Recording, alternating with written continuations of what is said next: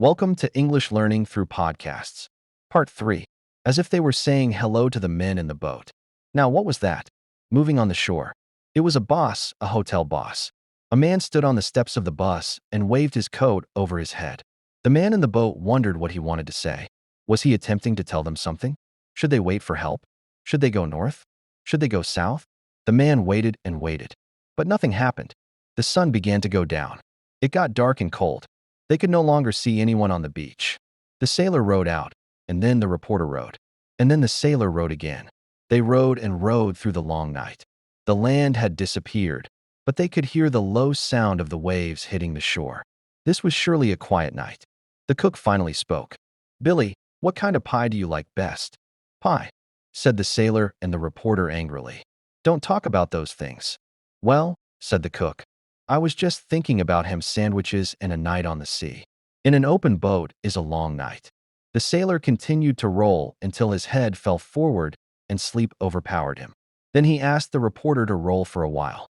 They exchanged places so the sailor could sleep in the bottom of the boat with the cook and the captain.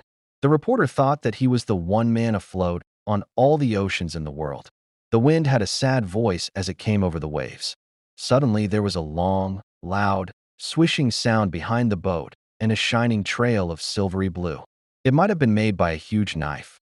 Then there was another swish and another long flash of bluish light, this time alongside the boat.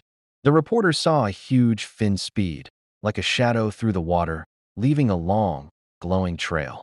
The thing kept swimming near the boat. He noted its speed and power. The reporter wished the men would wake up. He did not want to be alone with the shark. He was angry that they had come so close to land and yet might still die at sea. Then he remembered a poem that he had learned as a child. It was a poem about a soldier of the French Foreign Legion. The soldier lay dying in Algiers. Just before he died, he cried out, "I shall never see my native land." And now, many years after he had learned this poem, the reporter for the first time understood the sadness of the dying soldier. Hours passed. The reporter asked the sailor to take the oars so that he could rest. It seemed like only a brief period, but it was more than an hour later. When the sailor returned the oars to the reporter, they both knew that only they could keep the boat from sinking. And so they rowed hour after hour through the night. When they came, the four men saw land again. But there were no people on the shore. A conference was held on the boat. "Well," said the captain, "if no help is coming, we might better try to reach the shore right away. If we stay out here much longer, we will be too weak to do anything for ourselves at all." The others agreed. They began to turn the boat toward the beach. The captain told them to be careful, because when the boat came near the beach, the waves would sink it. Then everyone should jump out of the boat and swim to the shore. As the boat came closer to land, the waves got bigger and more violent. At last, a large wave climbed into the air and fell on the small boat with great force. The boat turned over as the men jumped into the sea. The water was like ice. The reporter was tired, but he swam toward the beach. He looked for his friends. He saw Billy the sailor in front of him, swimming strongly and quickly. The cook was near him. Behind them, the captain held on to the overturned boat with his one good hand. Soon, the reporter could swim no longer. A current was carrying him back out to sea. He thought, "Am I going to drown? Can it be possible?" But the current suddenly changed, and he was able to swim toward the shore. The captain called to him to swim to the boat and hold on. The reporter started to swim toward the boat. Then he saw a man running along the shore. He was quickly taking off his shoes and clothes. A large wave hit the reporter and threw him into the air over the boat and far from it. When he tried to get up, he found that the water was not over his head, only halfway up his body. But he was so tired that he could not stand up.